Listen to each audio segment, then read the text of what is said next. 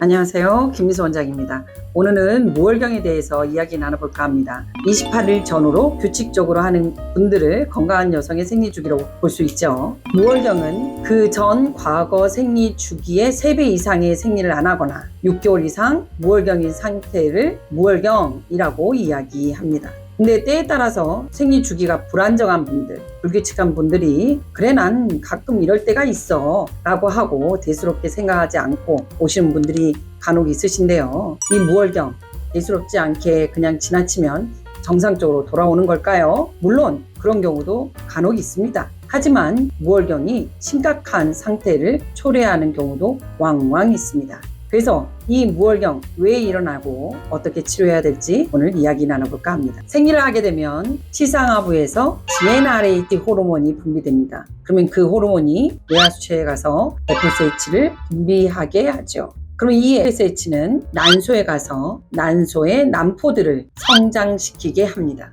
그러면서 어느 순간 난포가 성장함에 따라서 이 난포에서 또 에스트로겐의 분비가 점점 증가되게 되죠. 에스트로겐 분비가 어느 정도 증가되면 뇌하수체에 LH가 또 분비되는데요. LH 호르몬은 난포의 성장을 촉진시키면서 동시에 난포 속에 난자를 배란되게끔 도와줍니다. 그래서 LH 서지가 증가되면 배란이 이루어지게 되죠. 배란이 되고 난 난포는 황체가 되고 이 황체에서 황체 호르몬이 분비되고 이 황체 호르몬이 내막을 좀 더 튼실하게 하면서 임신을 유지하게 됩니다. 그런데 임신이 안 됐을 때는 황체가 퇴화되고 그리고 내막이 탈락되면서 생리를 다시 하게 되고 생리 주기가 다시 시작되게 되는 아주 유기적이고 시스테믹하게 계속적으로 이루어지는 것이 생리입니다. 그러면 이 무월경 왜 일어나는 걸까요? 첫 번째로 호르몬상으로나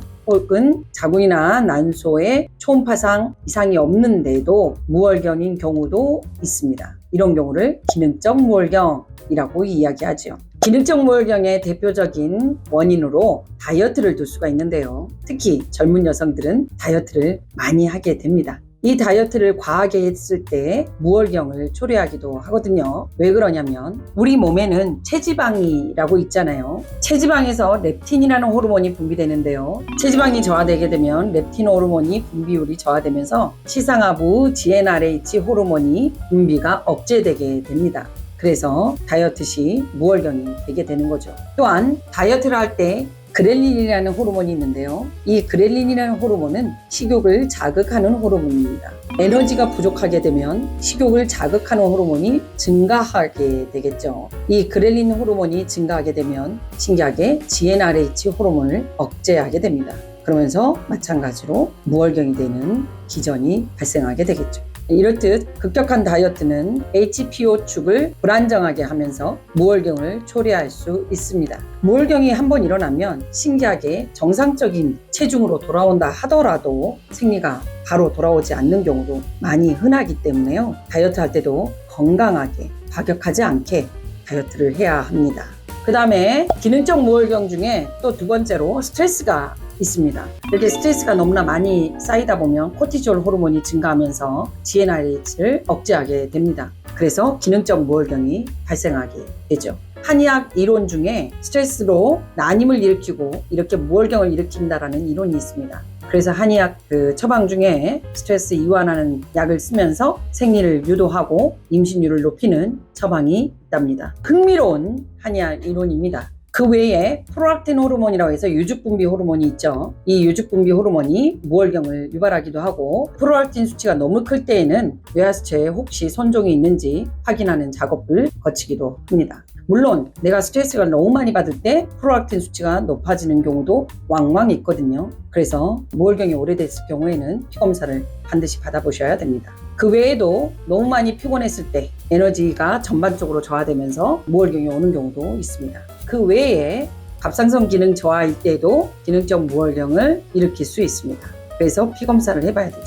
그러면 기능적 무월경 외에 우리가 주목해야 되는 무월경 원인이 또 뭐가 있을까요? 두 번째, 다낭성 난소 증후군이 있겠습니다. 보통 건강한 여성은 초음파상으로 난소를 관찰하면 10개에서 12개 정도의 난포가 발견되는 것이 보통인데, 다낭성 난소 증후군은 20개 이상 정도 발견되는 것이 다낭성 난소 증후군의 초음파 소견이라고 볼 수 있죠. 그러면 이 다낭성 난소 증후군은 왜 발생되느냐? 생리를 하고 나서 2, 3일쯤에 보면 동남포가 10개 정도 보이거든요. 그리고 FSH가 점점 자극을 하면서 난포가 발달이 되죠. 그러면 10개 중에 9개 정도는 퇴화되고 하나의 우성난포가 점점 자라서 20mm 전후로 커지게 되면 그 안에서 난자가 나오는 것이 배란입니다. 그렇게 하고 그 난포가 황체가 돼서 계속 유지되다가 임신이 되지 않으면 퇴화되고 생리를 하는 것이 정상적인 난소 발달의 과정입니다. 그런데 이러한 시스테믹적인 과정에서 어느 부분이 고장났거나 혹은 멈춰있거나 혹은 불안정하게 아무 때나 배란되거나 이러한 난포들이 계속 쌓이게 되면서 여러 개의 난포가 보이게 되는 것이 다낭성 난소 증후군입니다. 다낭성 난소 증후군이 이렇게 있을 때에는 무배란성 생리를 하기도 하고 배란이 아무 때나 일어나기도 하기 때문에 임신을 규칙적으로 맞춰서 하기가 쉽지 않게 되죠. 그래서 임신을 하게 될 때는 배란 유도를 시행하기도 합니다. 그래서 이렇게 무월경이 6개월 이상 있는데도 난 다낭성 난소 증후군이니까 라고 가볍게 생각하시는 분들이 있는데, 이렇게 무월경이 오래 되다 보면 난포의 발달이나 퇴화가 완전히 멈춤으로써 이 난포에서 에스트로겐 분비가 멈춰버리기도 합니다. 그러면 에스트로겐 분비가 멈춰버리면 어떻게 됩니까? 꼭 폐경하고 똑같이 골다공증, 심혈관계 이상이 발생되기도 합니다. 최근에는 저희 한의원에 오셨던 분 중에는 20대인데도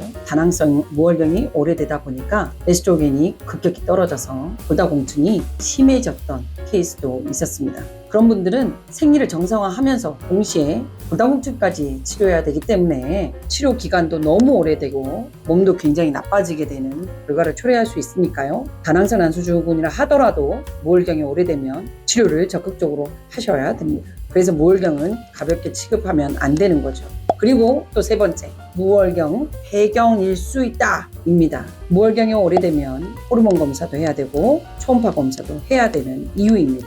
아까 말씀드린 다낭성이나 기능성 무월경은 분명히 회복 가능합니다. 그런데 폐경일 경우에는 난소 안에 발달될 난포의 후보군의 수가 줄어드는 거기 때문에 폐경일 경우에는 생리를 하더라도 완전한 회복은 쉽지 않을 수 있습니다. 자, 지금까지 무월경을 일으키는 크게 3가지 원인에 대해서 알아봤습니다. 기능적 무월경은 급격한 다이어트, 스트레스, 그리고 프롤락틴 수치라든가 갑상선의 이상이라고 볼 수 있고요. 두 번째로 다낭성 난소 증후군, 세 번째로 폐경을 둘 수 있다고 했습니다. 종합하면 어떠한 이유에서건 무월경일 경우에는 호르몬 검사를 해보시고 초음파 검사를 해보셔서 지금의 상태를 알아보는 것이 중요합니다. 그리고 건강한 생활 하셔서 충분히 영양 섭취도 잘 하시고 몸도 무리하지 않도록 하는 것이 정상적인 생리 주기를 유지하는 방법입니다. 무월경을 그냥 뒀을 때는 골다공증이라든가 심혈관계 이상까지 일으키는 폐경까지도 갈 수 있으니 주의하셔야 된다는 것을 기억하시기 바랍니다.